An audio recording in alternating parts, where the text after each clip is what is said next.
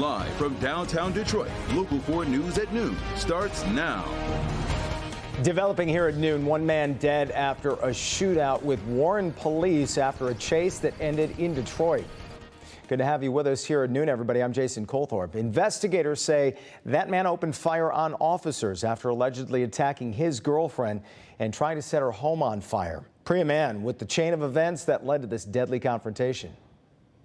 There will be a lengthy investigation ahead following a shootout between a Warren man and Warren police in this Detroit neighborhood. Just want to show you a bit of the scene right now. Still very active here with that vehicle that the man was driving still left right there in the middle of the road.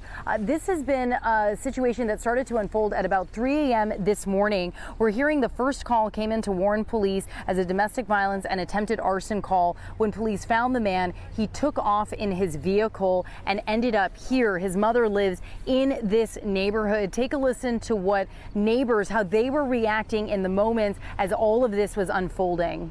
My kids! He don't have anything! Now, when police found the man initially, they say that he fired at them and then took off in his vehicle. Police followed him to this location, which is Montleaf and Castle on Detroit's east side. This is where his mother lives. Police say there was another shootout and the man died in his mother's backyard. To give you a point of reference here, the Warren Police Station is about 15 minutes away from the scene. It's a straight shot down Van Dyke. We have been talking to neighbors who live in this area who knew the man who died. Take a listen to what they had to say. We heard the shots. We heard the shots. What'd you see when you came out? When we came out, our whole neighborhood was out. Everybody in the neighborhood was outside looking at it, and it was nothing but Warren police here. Detroit police wasn't even here yet. They wouldn't even let us go down there and talk to his mom. But I know she's going through a lot right now. That's her only son. And he was trying to make it to her. While the shooting involved Warren police here in Detroit, it will be DPD and MSP who are leading the investigation now with the homicide task force. Again, one man is dead following a shootout with Warren police. We're working to learn more information. I can tell you that a lot of family members and loved ones here do not believe this man was armed. But again, police are saying that he was armed and opened fire. And then this all unfolded right here in this Detroit neighborhood in the very early morning hours today. On Detroit's east side, I'm Priya Mann. I'll send it back to you. All right, Priya. Also on the east side, we're working to learn more about a deadly shooting at an apartment complex. A man was killed around 3:30 this morning in the area of Connor and Outer Drive. Right now, investigators working to piece together what led up to this shooting. Detroit police launching a new plan to stop the violence among teens in the city. Officers will begin enforcing a stricter curfew. Kids 15 and under must be home by 10 o'clock at night now. 16 and 17-year-olds, they have to be home by 11. Parents of kids breaking curfew, well, they will face the fines and the tickets. Both Mayor Mike Duggan and the Chief Todd Bettison saying keeping Detroit's young people safe is a top priority. If you look at what's happened, there are two problems we're seeing this year that we did not see as much last year. Number one, the problems are running later in the evenings. Now we're seeing them at 3, 4, 5 o'clock in the morning. And second, it is far more young people. We've had a dramatic drop-off in shootings of people 25 and up. But what we have seen, unfortunately, are way too many young people. This is now a priority for every member of the Detroit Police Department. So whether they're working the precinct, regular patrol car, whether they're working community relations, this is an extreme priority. Regarding that time frame, Detroit police also set to patrol from 3 a.m. to 5 a.m.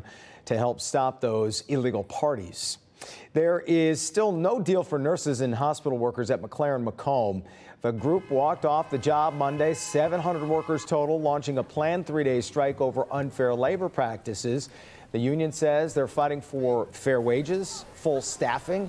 The strike involves, as we say, those workers that include nurses, medical and lab technicians. McLaren says their offer includes a wage increase and a strong compensation package. Workers, though, expected to continue picketing at least through tomorrow. In Central Texas, the search for survivors goes on, but hope starting to fade now. The death toll from last week's catastrophic flooding has surpassed more than 100 people, and some still remain missing. NBC's Jay Gray with the latest this afternoon from Kerrville, Texas.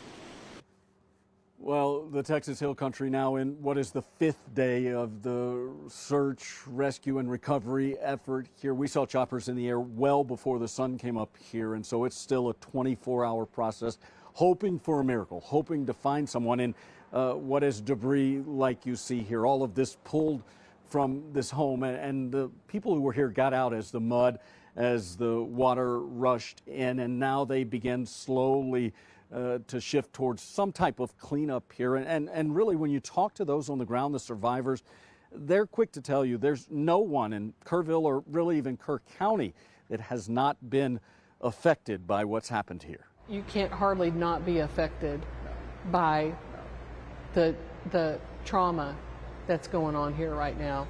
I've seen they have had bodies yesterday, day before yesterday, right here, and right here in my backyard. And we just pray for them and just hold them deep in our heart. One of my girls that used to work here, her daughter was at Camp Mystic and didn't make it. And so our heart is just broken over that. I mean, you can hear the emotion, you can hear the pain of what's been lost here. This is a community that continues to struggle, continues to hope that some of those, the dozens that are missing, will be found alive here as they do make that slow turn toward starting to clean up, starting to face some type of recovery. That's sure to be long, difficult, and they're going to need some help along the way. That's the latest from here in Kerrville. I'm Jay Gray, NBC News. Yeah, just absolutely heartbreaking. All right, Jay. Measles cases, once thought to be a thing of the past, have now hit a 30-year high. According to Johns Hopkins University, there have now been 1,277 confirmed cases this year, and it's only July.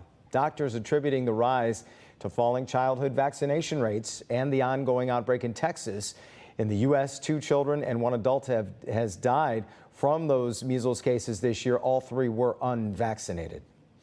Amazon's annual sales blowout is underway. Prime Day expected to bring in a record $12.9 billion in the U.S., according to the research firm eMarketer.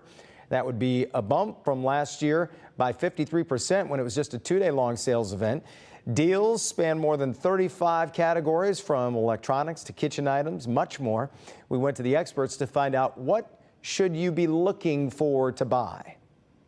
If you're looking to save money, it is likely that the best deals are going to be on some of the summer type products. So lawn furniture, barbecues, things like that, because retailers are going to try to start clearing that inventory out as early as they can.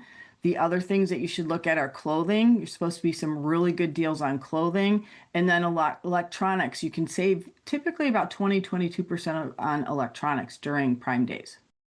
But not big screen TVs. Keep that in mind. There's a do not buy list that experts say you can get better deals on throughout the year. We have that posted at clickondetroit.com. Prime Day runs 4 days this year through Friday. All right, let's get over to Ashley for a check of the forecast as we look outside as temperatures hitting upwards of the mid-70s at this hour. Hi, Ashley. Do I have to walk away from Prime Day right now? Just kidding. Let's go ahead and take a look outside, where we do have a beautiful afternoon in store for those that are on the water. You can see that there's a boater out there in Belleville. 74 degrees right now, 76 in Ann Arbor, 76 in Howell, and 73 in Port Huron, and pretty light and variable wind at this lunch hour. It's an upward swing, and it's the sunshine that's certainly helping us out. We held on to those overcast conditions throughout much of the day yesterday. So up into the thumb, about 10 degrees warmer.